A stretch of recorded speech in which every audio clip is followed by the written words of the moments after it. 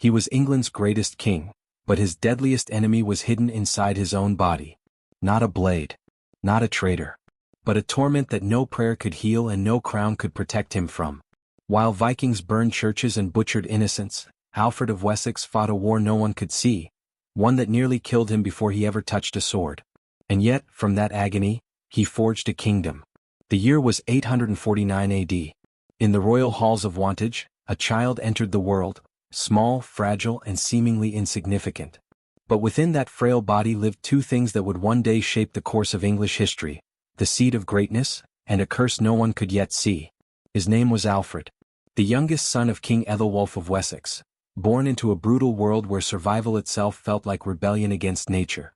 Across the wind-blasted coasts of the British Isles, the sails of Viking longships sliced through the mists like black knives, delivering fire and slaughter wherever they landed. But these were not the only forces of destruction. In the damp corners of monasteries and hovels alike, mysterious diseases devoured the bodies of peasants and kings without discrimination, killing more swiftly than any war axe. Alfred's body betrayed him from the beginning. While his elder brothers grew tall and muscular, perfect warrior princes in a warrior age, Alfred remained small and sickly, often pale and bedridden. Strange episodes would seize him without warning: stabbing abdominal pain, cold sweats, vomiting. The finest healers of the court had no answer. Their prescriptions, leeches, bloodletting, and bitter herbs, only added torment to torment. And yet, while his body suffered, something extraordinary happened in his mind. The boy was a sponge for knowledge. In a court where most nobles valued muscle over manuscripts, Alfred sought scrolls over swords. Latin texts, religious doctrine, law codes, military histories. He learned to read not for pleasure but for survival. As his body betrayed him, his mind became his only refuge, and his deadliest weapon. Whispers circled the court. A prince more suited to a monastery than a battlefield. A boy cursed by God. But none of them knew what was coming. Alfred's youth unfolded in a world teetering on collapse. The Anglo-Saxon kingdoms were fracturing, while the Norse poured across their shores like a tide of fire. Towns were razed, monks butchered, cultures erased. The West Saxon court knew the storm was coming. But Alfred, burdened by pain, marked by weakness, was not expected to be part of the solution. He was the overlooked son, the quiet one in the corner, until war made him unavoidable. By the winter of 870, the Danes were at Wessex's doorstep. One by one the other Saxon kingdoms had fallen. Northumbria, East Anglia, Mercia was barely holding. The final line between the invaders and total domination now rested on the shoulders of King Aethelred, Alfred's elder brother. But even he couldn't hold them back alone. Then came the moment no one expected. In January 871 at the Battle of Ashdown, the Danes advanced with overwhelming force. It was meant to be a slaughter. The Saxons were outnumbered, outflanked. Their commander, King Aethelred, delayed battle to attend Massachusetts. And in that hour of confusion Alfred took command. The boy who had been mocked for reading too many scrolls now found himself leading an army. Witnesses recalled the prince vomiting violently the night before the battle, crippled by one of his usual attacks. Some urged him to stay behind. He refused. At dawn, pale and trembling, Alfred mounted his horse and rode to the front lines. His men expected a weakling. What they saw instead was strategy. Using the terrain to his advantage, Alfred outmaneuvered the Danes. He split their shield wall. He led the charge himself. The result? A shocking, decisive victory. The fields of Ashdown were soaked in Viking blood, and Alfred, for the first time, was recognized not as a liability but a leader. But victory came at a price. In the days after the battle, while messengers spread word of the triumph across the kingdom, Alfred lay curled in agony in his war tent. The same invisible demon that had haunted his childhood returned with brutal vengeance, crippling him so badly that he could barely move. His body, it seemed, resented the exertion of greatness. That same year, tragedy struck again. King Aethelred died. And with the Viking threat still looming, Alfred, only 23 years old and in the grip of chronic pain, was crowned King of Wessex. The coronation was a somber, haunted affair. Danish raiders were still active in the south. The kingdom teetered on the edge of annihilation. And the new king? He stood shaking before the altar, the crown placed upon a head already bowed, not in humility but in exhaustion. Some said the tremors in his hands were nerves. Others whispered darker things. The truth was far more human. Alfred was sick. sick in ways no one could fully understand. But he now wore the burden of rule, and he would not let his body stand in his way. The early years of Alfred's reign were marked by chaos. Invasions came in wave after wave. The Norse wanted total conquest, not tribute. And Alfred? He was forced to fight not just foreign enemies, but mutinous nobles within Wessex who doubted his strength and questioned his crown. Often, during vital council meetings, the king would quietly collapse, only to rise again minutes later and continue as if nothing had happened. But no moment tested Alfred more than the winter of 878. That Christmas, a surprise Danish raid shattered what little security remained. With no warning, the Vikings descended. Alfred, caught off guard, was forced to flee. Abandoning his court, his army, and his safety, the king vanished into the marshlands of Somerset, accompanied by only a few loyal men. He had gone from monarch to fugitive. What? Fought. Silence. That was the kingdom of Alfred in early 878. No throne. No court. No banners. Just the desolate, freezing wetlands of Athelney, an island fortress hidden deep in the swamps of Somerset. It was here, surrounded by water and mist, that England's last hope lived like a ghost. For weeks, Alfred was presumed dead. The Danes controlled almost all of southern England. Villages that once pledged allegiance to Wessex now flew the raven banners of the Norse. Pagan laws replaced Christian rites. Saxon nobles bent the knee or lost their heads. The dream of an independent Anglo-Saxon kingdom had all but vanished. And yet, in the dark, Alfred endured. He moved through the reeds like a hunted animal. At night, he huddled with a few loyal men around meager fires. Hunger gnawed at them. Disease stalked them. Morale collapsed. But in that swampy exile, Alfred was not idle. This was not defeat. It was evolution. From a makeshift camp among the marshes, Alfred began to rebuild what had been lost. He sent out secret messengers to loyal thanes across the countryside. He coordinated resistance, organized guerrilla strikes, and studied the Danish tactics in meticulous detail. His chronic pain still tormented him. But he had learned long ago to fight through it. Now he would teach others to do the same. It was during this time that a small, almost mythic moment occurred, one that would become legend. A local peasant woman, unaware of her guest's royal identity, left Alfred in charge of watching her loaves as they baked. But distracted by thought, strategy, and exhaustion, he let them burn. When the woman returned, she scolded him, furious that a lazy, good-for-nothing man couldn't do a simple task. Alfred said nothing. He took the blame quietly. The story was repeated for centuries. Not for its humor but for what it revealed. Even at his lowest, Alfred possessed humility. Even as a king in hiding, he could accept failure without ego. And even while being humiliated by a peasant woman, he was already planning the resurrection of a kingdom. By spring the time had come. Using a newly forged network of loyal fighters, Alfred called a secret gathering at Egbert's Stone. Across Wessex, hidden warriors answered. Farmers, soldiers, noblemen, outlaws, anyone who still believed in a free Saxon England. They gathered in the thousands, many traveling by foot through forests and fields to avoid Viking patrols. When Alfred appeared before them, it wasn't the sickly prince they had once doubted. It was a hardened war leader. With fire in his voice and strategy in his bones, Alfred declared war, not for revenge but for survival. He promised them not just freedom but identity. They were not Danes. They were not Mercian puppets. They were English, and they would take back their land. In May of 878, Alfred led his reassembled army into battle at Edington. It was the turning point. Facing the formidable Danish King Guthrum and his battle-hardened warriors, Alfred employed everything he had learned in exile. He chose the battleground carefully. He tightened the shield wall until it became a living wall of flesh and iron. He gave no room to maneuver, no quarter to break. The clash was apocalyptic. Blades shattered bones. Spears tore through men like paper. Screams echoed across the countryside. But Alfred's forces held, and then, like a storm breaking loose, they advanced. The Danes were routed. Their lines collapsed. Many were cut down as they fled. Guthrum himself retreated to a fortified camp, surrounded and starved until he had no choice left. What happened next was unexpected. Instead of executing Guthrum, Alfred offered him something else: conversion. The Danish warlord, now broken and desperate, agreed. In a public Christian baptism, Guthrum took a new name, Athelstan, and swore to never attack Wessex again. It wasn't just a religious gesture. It was psychological warfare. Alfred had turned his fiercest enemy into a symbol of submission. Peace followed. But Alfred knew better than to celebrate. The battle had been won. The war had not. Over the next several years, Alfred turned from soldier to state builder.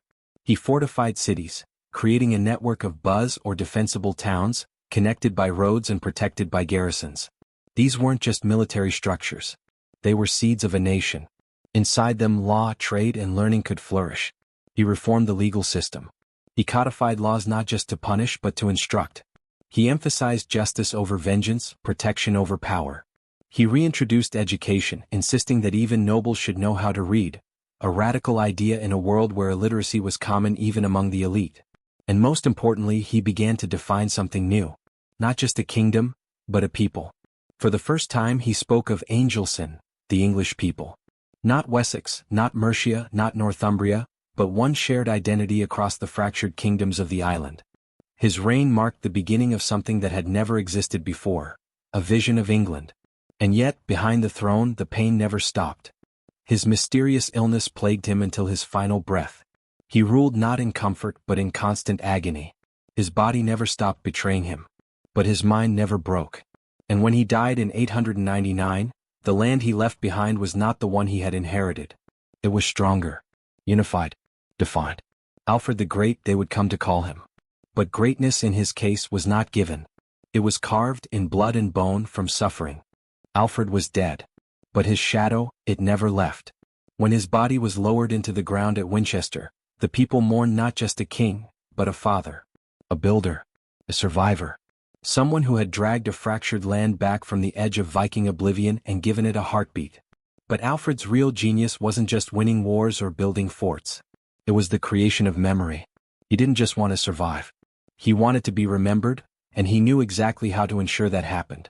During his reign, Alfred championed not just governance and defense, but storytelling.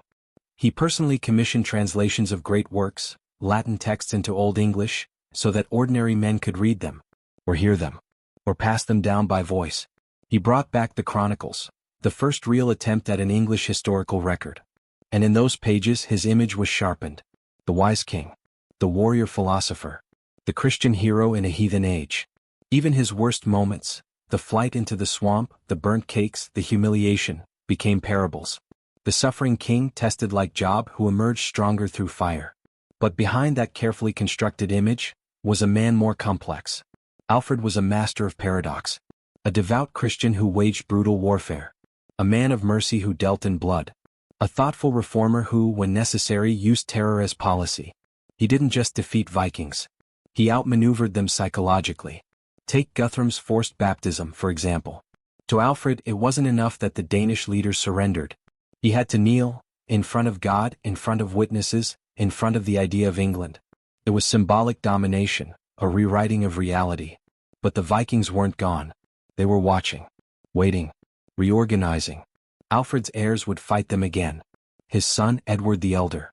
His daughter, Aethelflaed, the Lady of the Mercians, a warrior queen in her own right. And then his grandson, Athelstan, the boy who would become England's first true king, uniting all the Anglo-Saxon realms under one crown. But none of that would have been possible without Alfred's vision. You see, Alfred didn't just respond to chaos. He built the tools to outlast it. Think of the buzz he constructed, fortified towns laid out on precise grids, each capable of sheltering hundreds during invasion. Those buzz weren't just military strongholds. They were statements: this land is organized, defended, claimed. Or his legal reforms, based on both Christian scripture and ancient Saxon custom. These were designed not just to administer justice but to shape identity.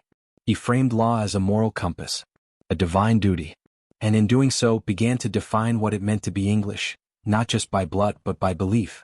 His school reforms were just as radical. Alfred believed a king couldn't rule wisely if he was ignorant. He himself had learned to read only in adulthood, and he made sure future rulers wouldn't suffer the same disadvantage.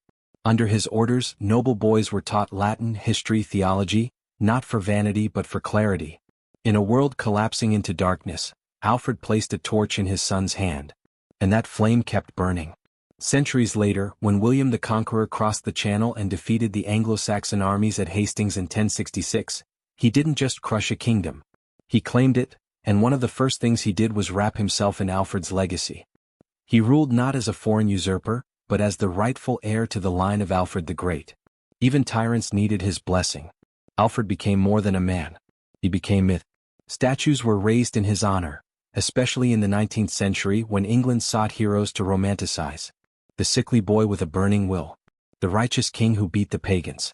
The father of a nation. But myth has a way of simplifying, of cleaning the blood from the blade. The real Alfred was not perfect. He ruled during a time of desperation. He had no choice but to be harsh. He watched his people suffer and sometimes made decisions that pushed them even further. His reforms, while visionary, were sometimes cruel in practice. He was shaped by pain, both personal and political. The chronic illness that tormented his body likely gave him his sense of urgency, his raw humility, his understanding of how quickly life can slip through your fingers. He ruled not from ease, but from empathy born of agony. And perhaps that's what made him different. Many kings ruled for power.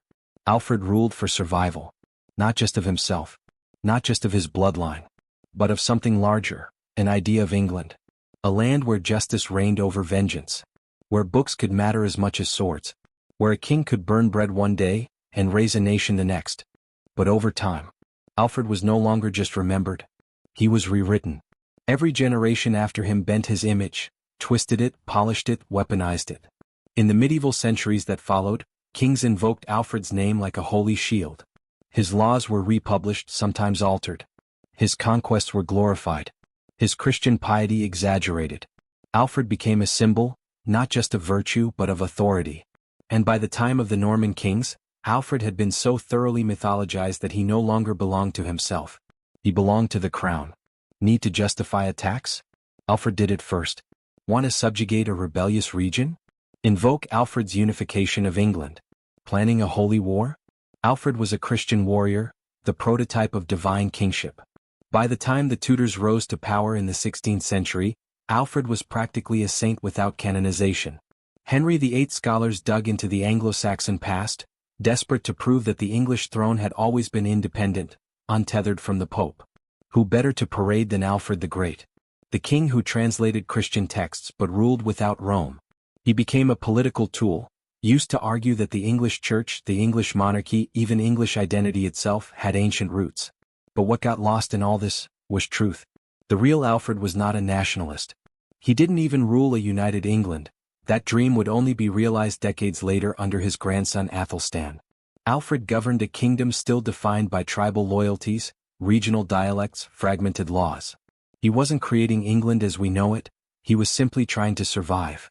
His reforms weren't inspired by a clear national vision. They were desperate measures in a collapsing world. He didn't build schools because he loved education in the abstract, he built them because ignorance was killing his kingdom. But no one wanted that version. It was far easier, and more powerful, to turn Alfred into a marble god. A king who always knew what to do. A hero with no doubts. A blueprint for perfect leadership. And nowhere was this manipulation more dramatic than in the 19th century. The Victorian era was obsessed with Alfred. Statues rose across England, Winchester, Wantage, London. Painters captured him in glowing oil portraits. Poets praised his noble brow, his pure soul, his Christ-like rule. He became the answer to everything. The original English hero, the ideal Christian monarch, the father of law and learning. But why then? Why Alfred in that specific century? Because the Victorians were searching for order in a world unraveling. Industrialization was reshaping every corner of life. Factories, slums, mass literacy, political agitation, empire. England was growing fast, and breaking even faster. They needed an anchor. A golden age to point to.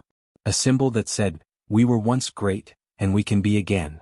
Alfred became that anchor. The sickly boy who became a saintly king. The warrior who read books by candlelight. The Christian who tamed the heathens not with rage but with righteousness. It was all so comforting. And all so false. Because the truth was darker. Alfred's wars were savage. His justice system included mutilation and execution. His reign was filled with hunger, illness, betrayal. His reforms were controversial, resisted. His vision of Christian morality often clashed with reality on the ground. But history doesn't like shadows. It prefers silhouettes. Clean, strong, familiar. And so the real Alfred, the man who limped through muddy fields, who argued with stubborn nobles, who mourned fallen sons, who once nearly lost everything, was buried beneath centuries of storytelling. We don't even know where his bones are. In the 19th century, what was believed to be Alfred's remains were moved, mishandled, and possibly destroyed. Later attempts to locate his true burial site have turned up nothing conclusive. The man who gave England its first heartbeat vanished into the soil.